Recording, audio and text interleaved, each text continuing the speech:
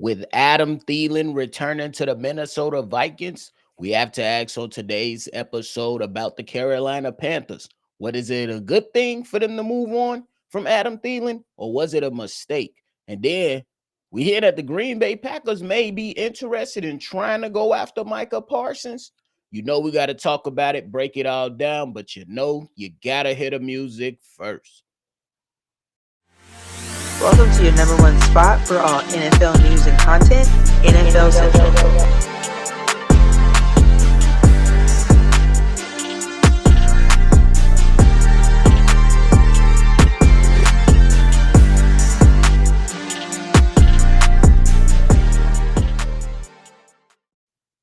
What's going on, ladies and gentlemen? Welcome back into another episode of NFL Central, your number one spot for everything NFL. I'm your host here, Bobby, and I'm holding it down on another daily episode. Just yesterday, we seen Adam Thielen get traded back to the Minnesota Vikings, pretty much where it all began, where he spent 9 seasons and pretty much put on a show over there in Minnesota, and then ended up ultimately up in Carolina, and Carolina just went on ahead and traded him on back and got a 4th-round pick out of that with another pick swap pretty much in that deal with the Minnesota Vikings. Adam Thielen is up there in age. There was some rumblings and some rumors that Adam Thielen was considering retirement, and that he was kind of looking for a different type of situation behind the scenes. So both sides came together, and the only way the Carolina Panthers was going to make such a move was if it made sense for the Carolina Panthers, not only for Adam Thielen, but the Carolina Panthers as well. Now, when we talk about was it a mistake, I think that you can look at it from one side. When you look at it from one side, you could say, hey, this is your veteran wide receiver. It's a security blanket. What are we doing? But I don't think it was a mistake to trade Adam Thielen back over there to the Minnesota Vikings. Number one, you got draft capital back. Number two, now it's time for your wide receiver room to show what they're made of. You have guys like a Xavier Legette, who last year had a decent season, definitely struggled a little bit with some drops. And now this season, you expect major things out of this young player and to grow with this young team. Then in a draft, you went out there and got guys like Ted McMillan. And in a preseason, Ted McMillan has looked really good. We know that he has the size, the speed, the catchability, the route tree.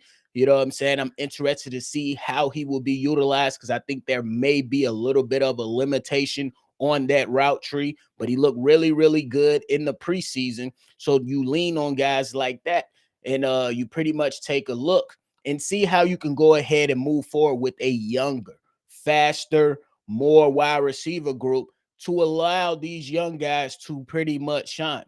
And then Jalen Coker, he looked really good as well, and that's kind of like a speedster type of guy. And he adds on to this young wide receiver group along with guys like Jimmy Horn Jr., who came in undrafted and really looked like he was cooking up some things, you know what I'm saying, with the practice stuff, the preseason stuff, the training camp stuff, especially how the coaching staff seemed like they was really excited on what these young guys can bring. Now, when we talk about the veteran leadership of it all, Adam Thielen was that, but let's not forget that David Moore has spent time in the NFL already. He's now 30 years old, so he's going to be able to provide some type of veteran leadership for this young receiving core. And if we want to compare him to like the Green Bay Packers, who we're going to talk a little bit more about in a couple minutes, you said, hey, it's not bad to have a wide receiver group full of young guys. However, there could be some type of downfall because they had some dropping problems last year in Carolina, just like Green Bay Packers young wide receiver group has had some drop issues of their own. So there could be some type of, some type of misstep when it comes down to that. But at the end of the day, nobody's going to sit there and make excuses for Bryce Young. Nobody's going to sit there and make excuses for this young wide receiver group. Guys just simply have to go out there and get it done. And I think they really got some good explosive players that could be big time for them. I think that when you talk about the athleticism of Xavier Legette, You talk about Ted McMillan, how those two guys are big wide receivers. They can cause some damage if all these things start to come together and they all click together. So we just gonna be focusing on Bryce Young. He finished the season last year on a high note, so we want to see if he can start off this season on a good foot and help battle within the NFC South, where you got the Bucks at the top, but then everything else is just kind of like who won it. You know what I'm saying? With the Atlanta Falcons and with themselves as the Carolina Panthers. So within that South, you got to see what you want, because I think that with the New Orleans Saints, I think you could just count them out. I'm not even gonna lie to you. We could just count out the New Orleans Saints, and we could just say, hey, the battle for two is going to be between Carolina and Atlanta. Now, Atlanta has a lot of talent, but every time you put a little bit of stock in Atlanta, it just never really panned out. They could very well shock us. And Michael Penix Jr., he looked like he got some game. But now it's trying to show us what he's really made of in this NFL. So ultimately, hey, I don't think it was necessarily a mistake for the Carolina Panthers to trade Adam Thielen. I think that was a move that you could have held on to him, but you very well could have got rid of him as well and said, I bet. We understand that you bring that good veteran leadership, but at the same time, we still have a veteran that's going to be on the team. And this is now going to open up a number of opportunities for the young guys that we have brought in, like Ted McMillan, like Xavier Legette, like Jalen Coker, and Jimmy Horn Jr. So let's see what these young fellas can do. And I hope they're ready, because it's going to hit them fast. It's going to hit those young fellas fast. But hey, before we get up out of here, let's talk about the Green Bay Packers. The Green Bay Packers, man, their name has been circling around a lot of Green Bay Packers talk. A lot of Green Bay Packers talk. And for the Green Bay Packers, their name has been included in a lot of Micah Parsons stuff. Look, I don't necessarily know if the rumors are true, but I would imagine that every team around the league have called about Micah Parsons. Me personally, I think that when you listen to the GM over there, you listen to him, Gutekunst, he pretty much said, "Hey, this is the roster right now." In one of his more recent interviews, he pretty much said, and I'm paraphrasing here, "This is the roster.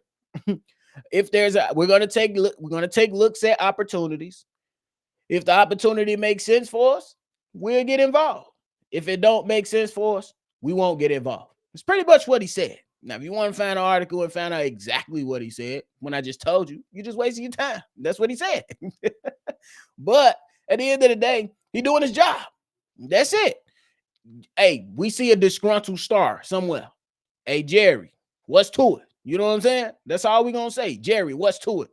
We need to let us know what's up, man. What's up with Micah Parsons? Even though I think at the end of the day, they're not going to get rid of Micah Parsons, just at least right now. I think that this is something that's going to probably flow into the season, maybe, but I don't think it will. Just my evaluation. I don't think the Micah Parsons situation is going to end up flowing into the season, personally, but it very well could. And if it does, that's good for Jerry Jones. He loves that type of attention, especially if they lose and get their teeth kicked in by the Philadelphia Eagles in week 1, because the Eagles going to come out feeling good. They're going to come out feeling good. And the Dallas Cowboys ain't been nothing but trouble all off season.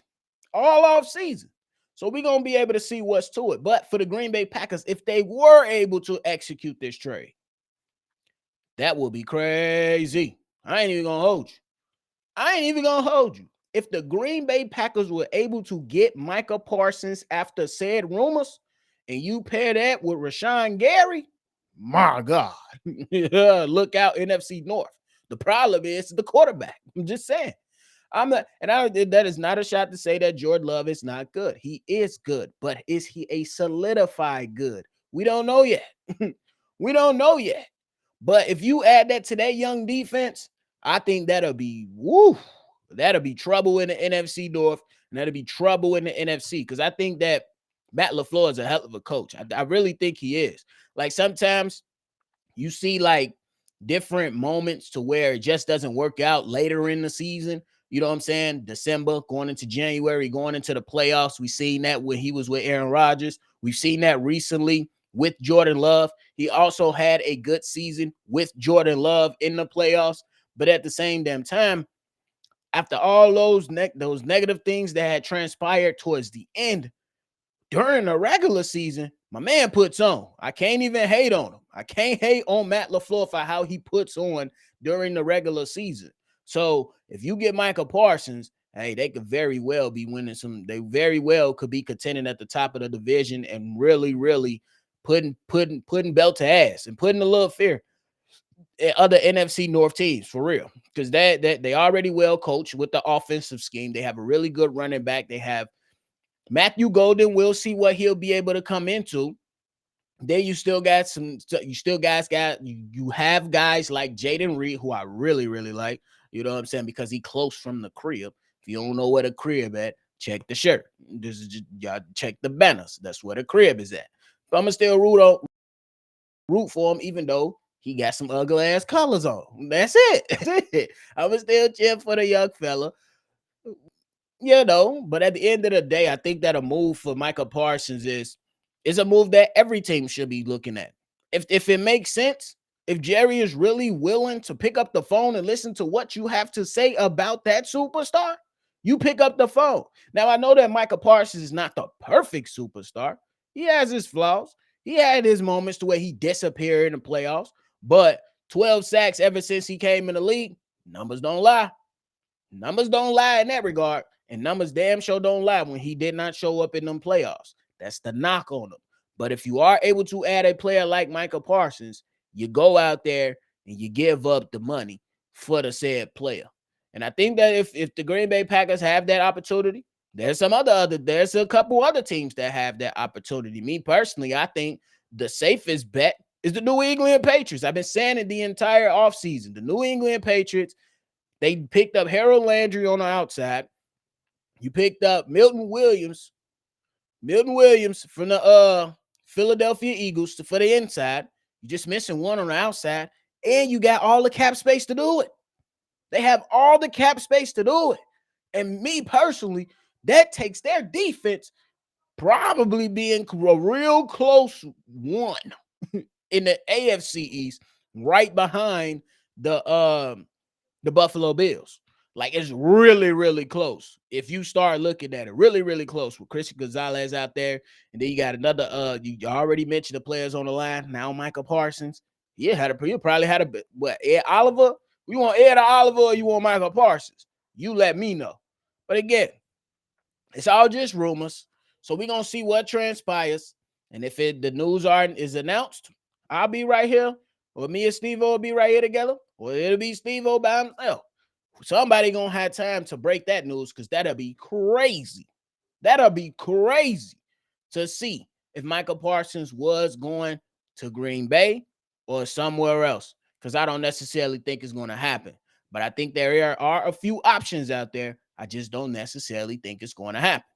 But hey, that is it for me today, y'all. I appreciate y'all for tuning in into another episode of NFL Central. Before y'all get up out of here, make sure you hit that like button, subscribe to the channel, and hit that bell. You heard me? Hit that bell. But we appreciate y'all. Make sure you always love football, and we're going to catch y'all on the next one for sure. This has been a presentation of the Breaks